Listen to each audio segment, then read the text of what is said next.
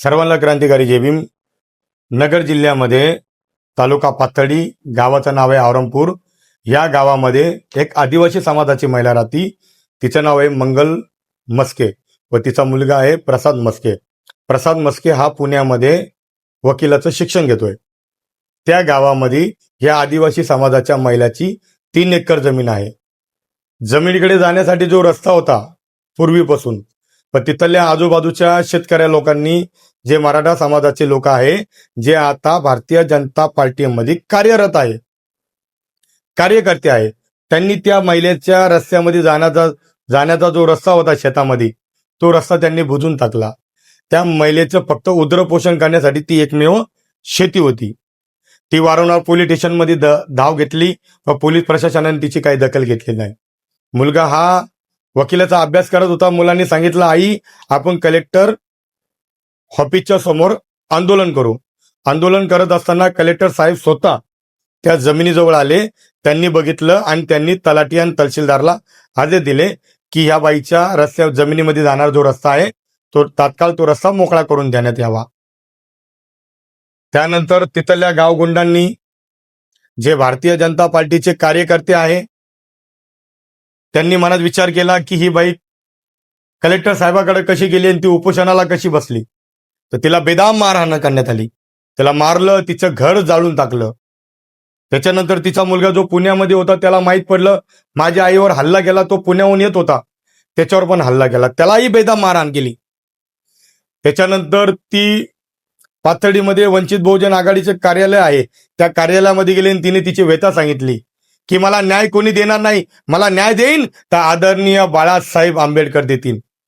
कार्यकर्त्यांनी विचार केला, या महिलासोबत आपण पाथर्डीचे जे पोलीस स्टेशन आहे त्या पोलीस स्टेशनमध्ये आपला कार्यकर्ता विठ्ठल खचक याला पाठवू. तो कार्यकर्ता, ती महिला मस्के आणि तिचा तो मुलगा प्रसाद, हे 3 जण पाथर्डी पोलीस स्टेशनच्या आवारामध्ये गेले आणि त्या पोलीस स्टेशनला सांगायला लागले, त्या पोलीस अधिकाऱ्याला सांगायला लागले, त्या वरिष्ठ अधिकाऱ्याला सांगायला लागले की आम्हाला मारहाण झालेली, आमच्याकडे कलेक्टर साहेबांचा आदेश आहे तरी सुद्धा तुम्ही गुन्हे दाखल करून घेत नाही. त्यानंतर पोलिसांनी, जो पुजारी आहे, वरिष्ठ पोलीस अधिकारी यांनी जो आरोपी होते ते गावगुंड भारतीय जनता पार्टीचे, त्यांना फोन करून बोलवलं. ते 3 गाड्या घेऊन आले, मस्त ते गुंडे घेऊन आले आणि त्यांना तिथं मारहाण करायला लागले पोलीस स्टेशनच्या बाहेर. फिर्यादी बोंबलतोय माझ्यावर अन्याय अत्याचार झाला आणि त्याच्यावर काही गुन्हे दाखल करत नाही. हा वरिष्ठ पोलीस अधिकारी पुजारी त्या आरोपीला बोलवतोय आणि त्यांना सांगतोय की तुम्ही यांच्या विरुद्ध तक्रार करसान तर आरोपी पण सुद्धा तुमच्यावर 376चा गुन्हा दाखल करत. म्हणजे मस्के ताईवर, मस्केच्या मुलावर, प्रसादवर आणि वंचित बहुजन आघाडीचा जो कार्यकर्ता होता विठ्ठल खचक, याच्यावर पण गुन्हे दाखल करू बलात्काराचा. त्या विठ्ठल खचकला टेन्शन आलं की माझ्यावर 376चा गुन्हा दाखल करता, माझ्यावर बलात्काराचा गुन्हा दाखल करता, म्हणून त्याला टेन्शन आलं. तो जमिनीवर कोसळला. कोसळल्याच्या नंतर त्याच्याकडे कोणी लक्ष नाही दिलं. ती मायमाऊली मस्केताई हिनेच अंगावर, स्वतःच्या अंगावर पेट्रोल ओतून घेतलंय. इथला पोलीस प्रशासन आमची जाब घेत नाही, उलटा आरोपीला इथं बोलून घेतलंय आणि आमच्या संग हुसतूक करतात आणि आम्हाला मार होणार होती पोलिसांच्या देखत. हा जातीवादी पुजारी पोलीस आहे, वरिष्ठ अधिकारी जातीवादी आहे. त्या मुलांनी इथून तिथून व्हिडिओ काढला. तो माणूस खाली पडला होता, वंचित बहुजन आघाडीचा कार्यकर्ता विठ्ठल खचक. त्याला पोलिसांनी दवाखान्यामध्ये घेऊन गेले. तर दवाखान्यामध्ये घेऊन जात असताना डॉक्टरने त्यांना मृत्यू घोषित केलंय.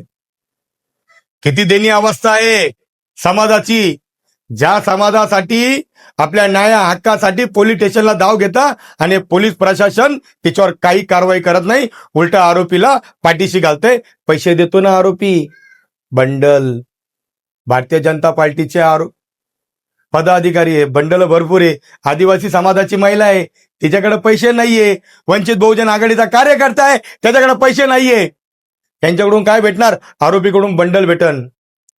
आरोपीची बाजू घेतली, सांगितलंय की आरोपी तुम्ही यांच्यावर 376चा गुन्हा दाखल करा बलात्काराचा. आमचा वंचित बहुजन आघाडीचा कार्यकर्ता मेला ना, याला दोषी पोलीस आहे आणि त्या पोलीस स्टेशनमध्ये जेवढेही कोणी अधिकारी होते त्याच्यावर मनुष्यबळाचा गुन्हा दाखल करण्यात यावा. त्याच्यानंतर जे कोणी गावगुंडे आले त्याच्यावर बी गुन्हा दाखल करण्यात यावा.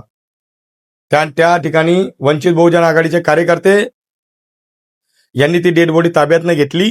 त्याच्यानंतर एसपीला तिथे निवेदन दिलं आणि सांगितलं, एसपीने सांगितलं की आम्ही 7 दिवसाचा टाइम द्या, आम्ही तिची चौकशी करू आणि संबंधितवर गुन्हे दाखल करू.